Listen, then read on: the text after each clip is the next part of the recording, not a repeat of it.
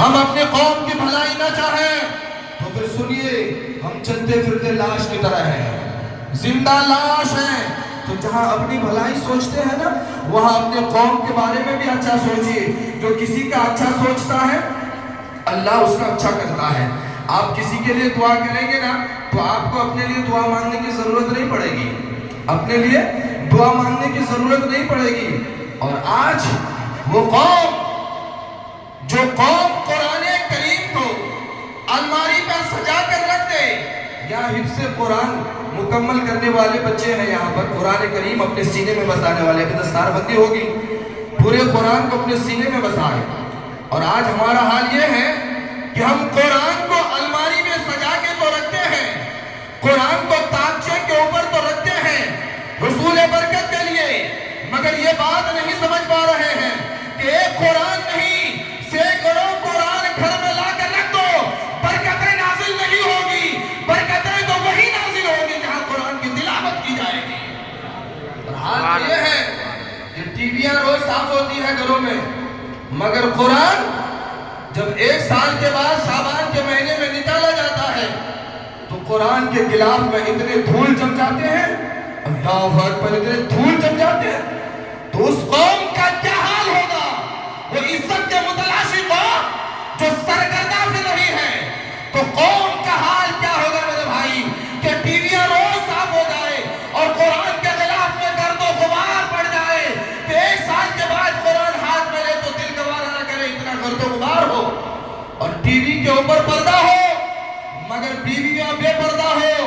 سنیے ایک حدیث سناتا ہوں، نبی رحمت صلی اللہ علیہ وسلم کی مبارک بارگاہ میں ایک ایسا شخص حاضر ہوتا ہے کہ جو چور بھی ہے، جو شرابی بھی ہے، جو زندانی بھی ہے، اور جو جھوٹ بھی بولتا ہے، 4 بری عادتیں اس کے اندر ہے۔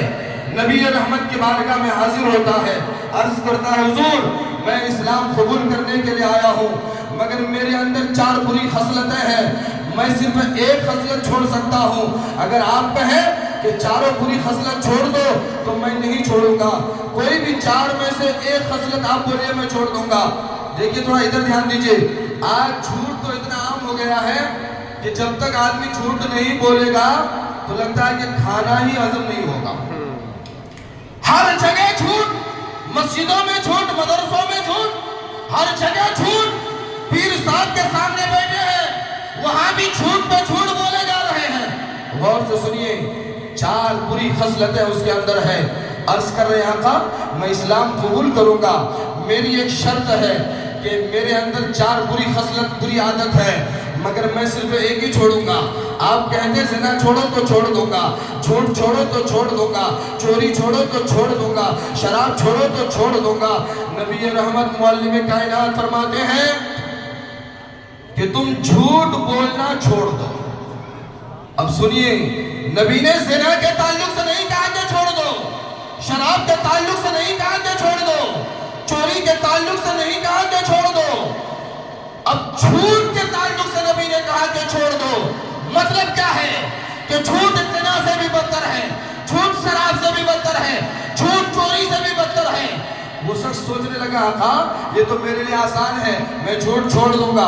نبی نے کلمہ پڑھایا المختصر کہ وہ دوسرے دن چوری کرنے کی نیت سے نکلا، دل میں خیال آیا کہ اگر میں چوری کروں، کسی نے مجھ سے پوچھ لیا کیا تم نے کل چوری کیا تھا، تو نبی نے فرمایا جھوٹ نہ بولنا، تو پھر اگر میں نے بول دیا کہ چوری کیا ہو تو رسوائی ہوگی، اور اگر بول دوں کہ چوری نہیں کیا تو جھوٹ ہوگا۔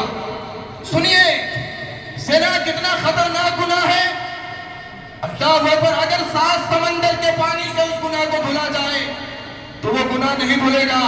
اور شراب، آج نوجوان کا چہرہ، اللہ اکبر، 14 سال 15 سال کا جوان بچہ جس کا چہرہ گلاب کی طرح کھلنا چاہیے، جس کا چہرہ گلاب کی طرح کھلنا چاہیے، اڑتی ہوئی جوانی، اور چہرہ اتنا مرجھا گیا، اتنا مرجھا گیا۔ وجہ کیا ہے کہ لوگ نشے کے عادی ہوتے جا رہے ہیں، نشے کے عادی۔ 14 سال کا بچہ، 12 سال کا بچہ نشہ کرنے لگا ہے۔ سنیے حضور سرور کونین ارشاد فرماتے ہیں کہ جو شراب کا 1 گھونٹ پیے گا، جو شراب کا 1 گھونٹ پیے گا، حدیث میں ہے کہ دفنانے کے بعد اس کی شکل صورت مسخ ہو جائے گی، سور کی طرح اس کی صورت شکل ہو جائے گی۔ اور آگے دوسری حدیث میں نبی فرماتے ہیں جب قیامت کے دن شرابی آئے